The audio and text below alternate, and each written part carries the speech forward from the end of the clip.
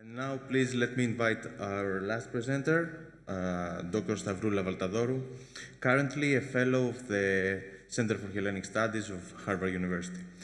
Her presentation is entitled Cold Pleasure, Artificial Substitutes for the Limits of Entangled Intelligence in Euripides. Stavroula, the floor is yours.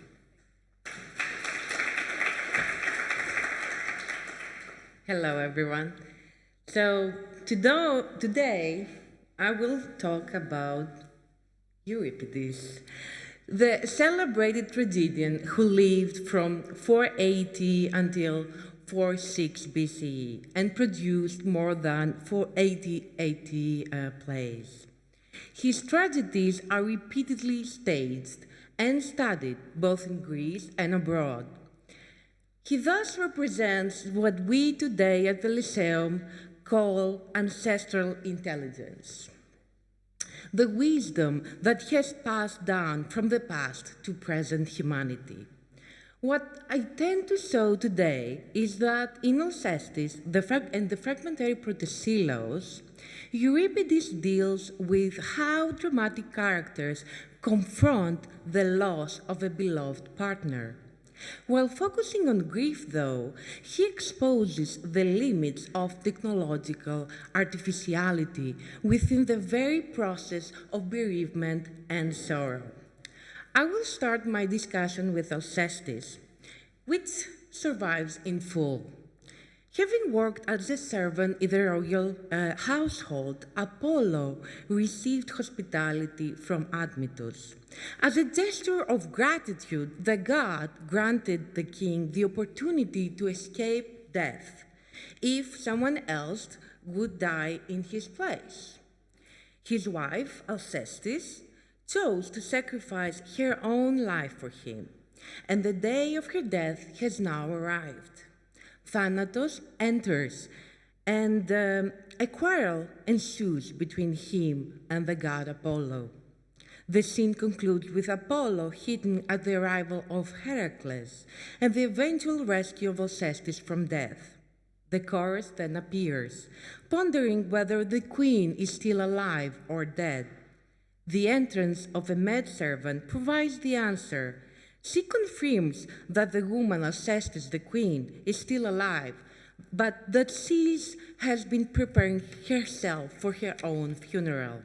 Alcestis arrives on stage, and she asks Admetus to remain unwedded after her death. He agrees, and then she passes away.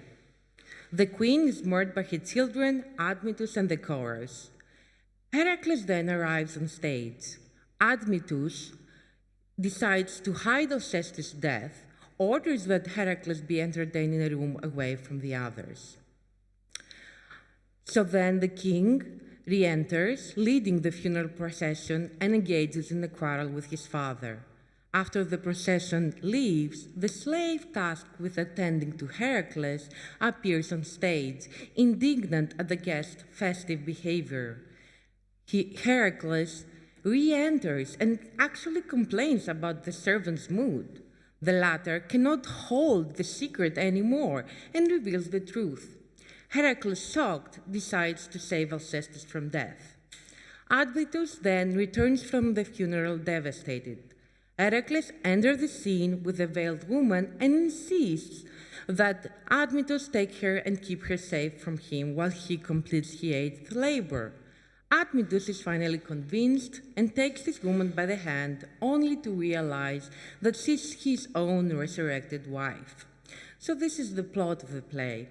Of interest is Admetus' reference in the death scene, where he promises to place a statue upon their bed that will resemble his wife. And this is the text here. By the skilled hand of craftsmen, your body's likeness will be fashioned and laid out upon the bed. Upon it I will fall and throw my arms around it, calling your name. That I hold my beloved wife in my arms I will imagine, although I do not have her. A cold pleasure, I think, yet the weight upon my soul I will lessen. We're meant to infer here that the king will be kissing, he will embracing, he will adoringly addressing this effigy, this statue, as he did with living Alcestis. His promise seems to suggest that the couple has been sharing their bed, that a healthy sexual experience was part of their life, and that the statue will replace any living woman. In other words, his intention is to show that Alcestis has been the only object of his desire and will remain so after her death. However, I want you to notice that Admetus realizes that the idea of exchanging and substituting one thing for another doesn't work well in reality. He predicts that he will believe, this is the verb doxo, he will believe that he is holding his wife. But he also recognizes very clearly that the statue will be an insufficient substitute, a lifeless imitation that can never replace Alcestis and will only provide a mitigated, as he calls it, a cold pleasure, ψυχράν τέρψιν. Moreover, in order to describe his future embrace of the statue, Admetus uses the same verb as that used by the maidservant when she described Alcestis' kissing of the bed of state. So it's clear that both passages will have a similar emotional reaction in response to a material object. Yet these emotions are directed not only at the objects themselves, but rather at what they represent, i.e., the loved spouse. Another detail further illustrates the limitations of substitution. Admetus' anguish at Alcestis' imminent death and his ensuing agonizing embrace of her living body underline the impossibility of accurately reproducing this sort of affection with a lifeless statue. Therefore, the statue, whose construction is projected into the future and never really materialized, is envisioned as a true companion to Admetus' emotional life and his future grieving process. Yet, I think that Euripides makes clear that this artificial replacement is at the same time imagined as providing only a partial and so-called cold pleasure. In Protesilaus, the fragmentary play, we have a similar scenario of bereavement and premature death. Yet, in this case, the play survives its fragmentary form, which means that, in contrast to Alcestis, we're not completely sure about all the details of its plot. A scholium of Aelius Aristides refers to Protesilaus, and we have it here. Euripides wrote a play entitled Protesilaus. He says that after marrying and spending only a single day with his wife, he was forced to join the Greeks in their campaign against Troy. And being the first to set foot on Trojan soil, he met his death. He also says that he petitioned the gods of the underworld, and he was granted release for 1 day, during which he consorted with his wife. The ancient Scholias provides us with 4, I would say, key pieces of information. So Protesilaus, first, was married for 1 day only when he went to Troy. He was forced to join the expedition, so we can presume that he initially resisted the Greeks' call to war. Third, he was the first to disembark and the first to die. And fourth, he was granted his wish to return to life and reunite with Leodame for a single day.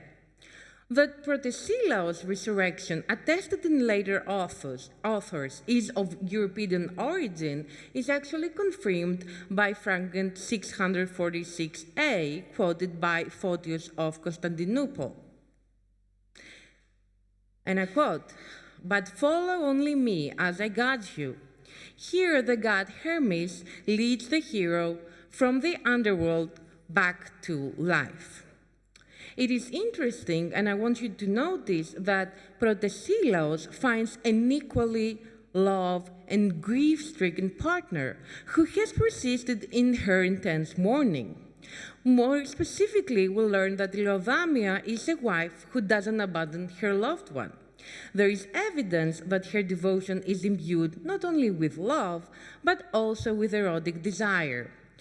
In particular, several sources mention a statue again that she builds in the shape of her husband.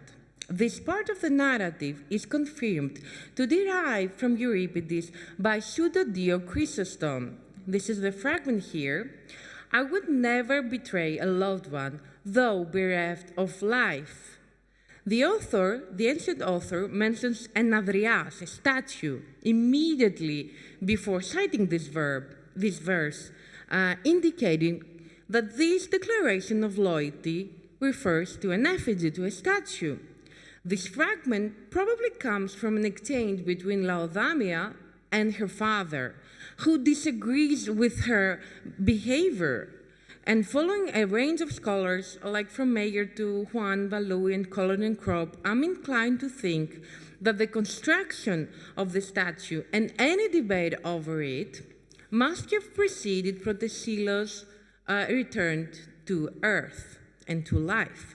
In this way, the significance attached to the statue by the widow, by Laodamia, at the beginning of the play underscores her devotion, a commitment that is actually mirrored and cynically answered on stage by Protesila's supernatural arrival. So these objects, I argue, stands as a visual representation of Protesilos, while at the same time, though, again, it reveals his very absence.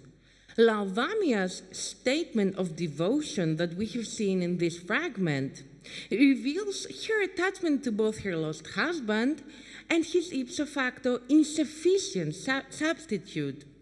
That Leodamia experiences emotions towards an effigy is not, I think, as unusual as one might think. As Curie maintains, and I quote, emotions are themselves subject to simulative reproduction. We simulate the emotions of others when we encounter signs of their sadness or joy. So we do this also when we see people represented in works of art. Therefore, I think that it is the human likeness of the statue, and above all, the resemblance of the statue to her loving spouse, that triggers this surge of emotion in her.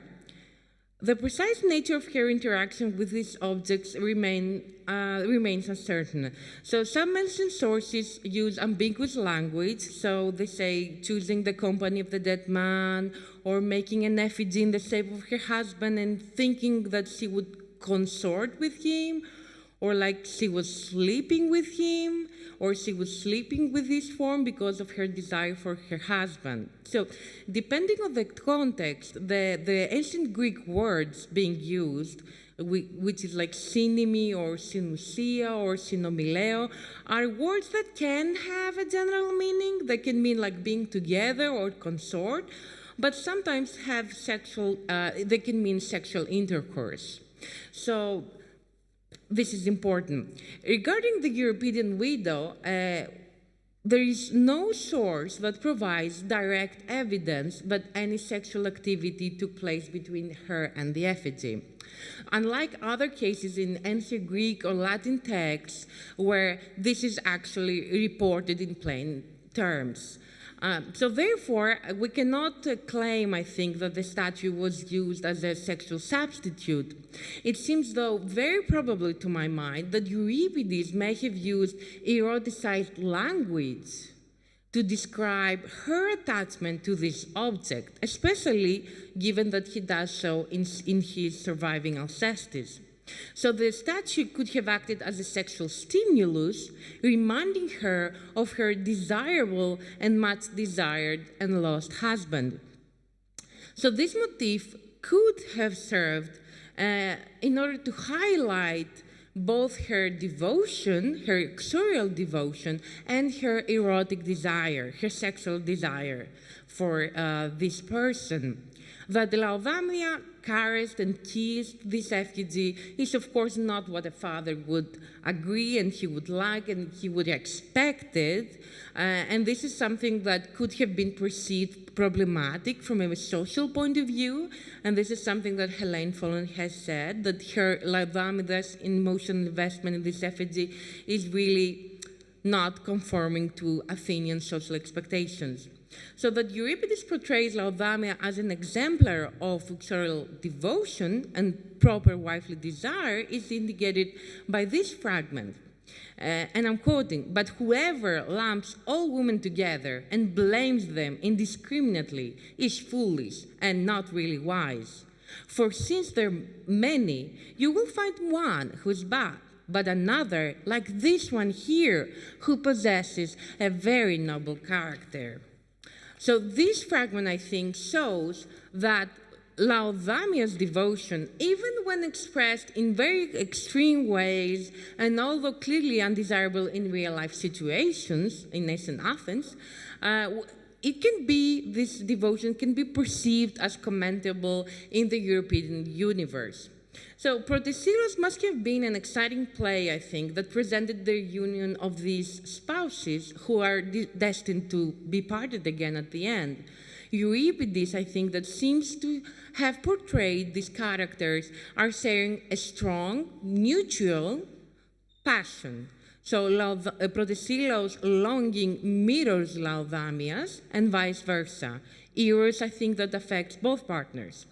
A statue is used by Laodamia as a source of emotional support during her grieving journey.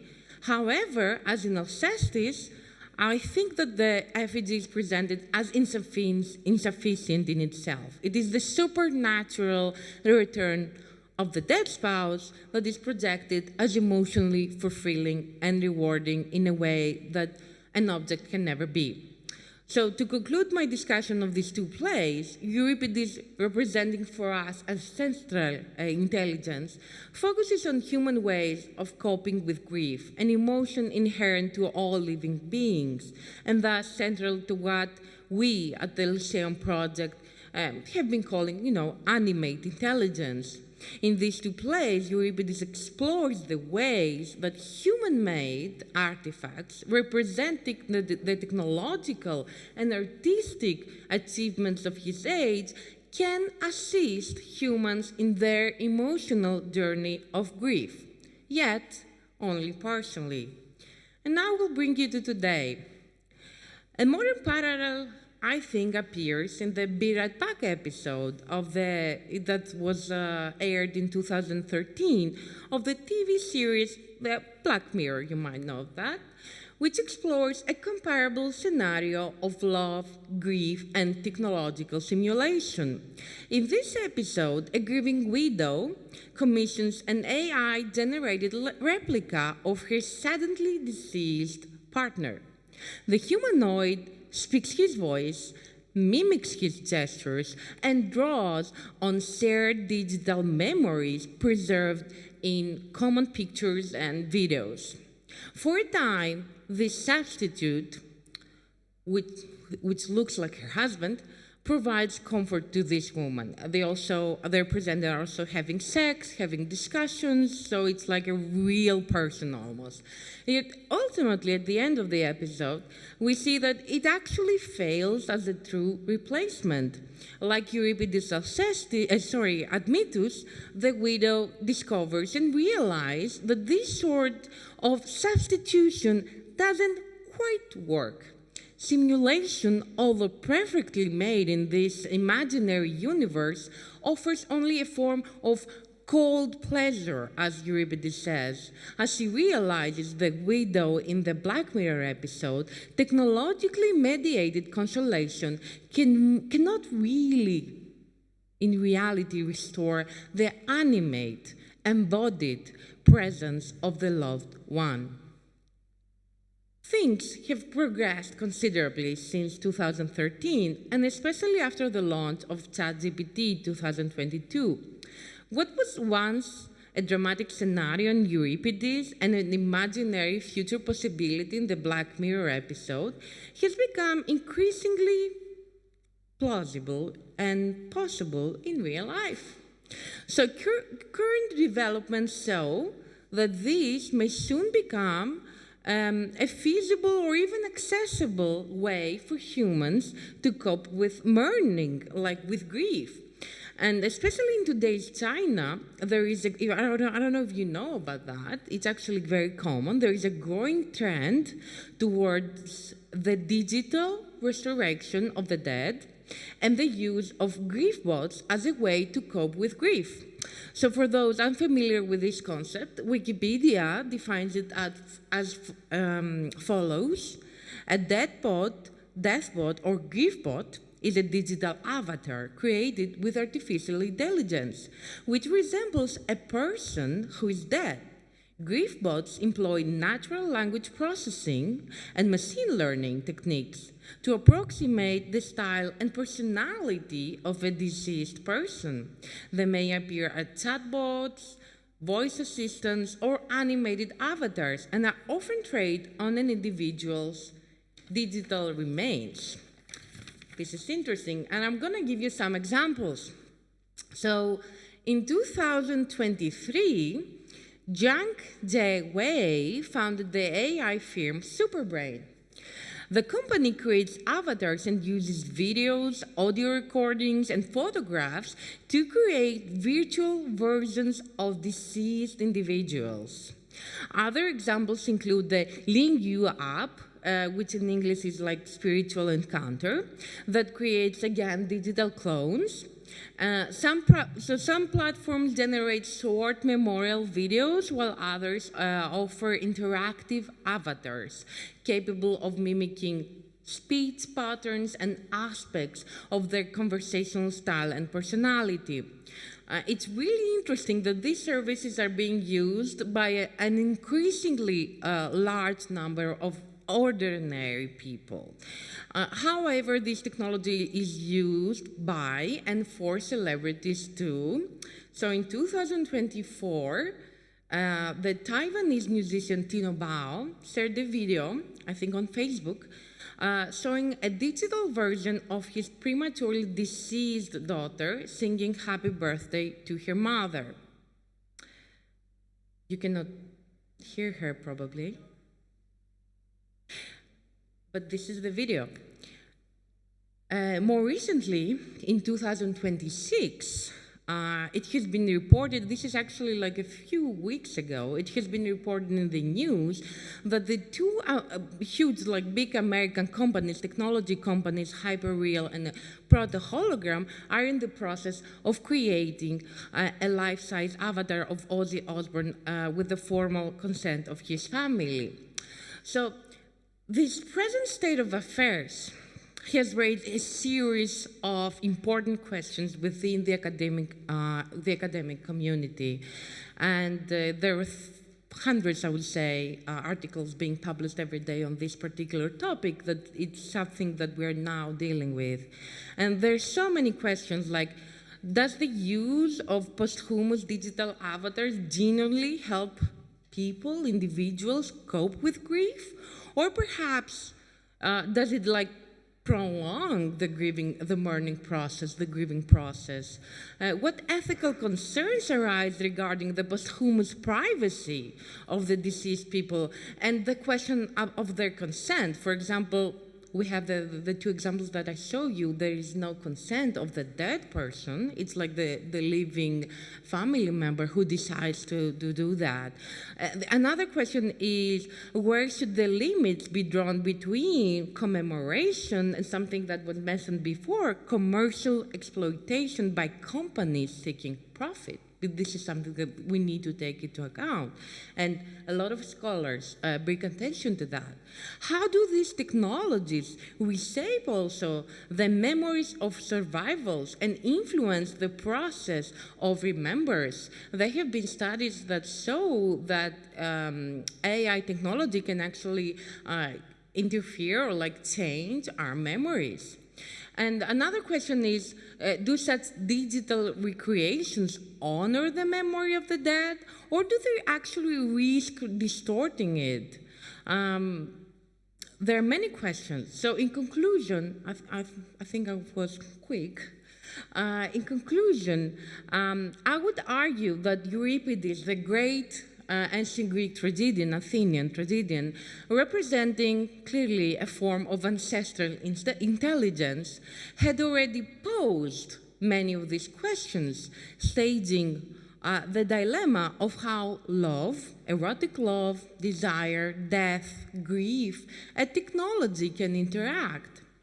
Euripides invites us, his contemporary audience, but also us today, to consider the possibilities and, more importantly, the limitations of artificial substitutes when confronted with profound emotions such as grief and longing. Eros, as he stages it, emerges between living bodies, insert vulnerability, and reciprocal responsiveness.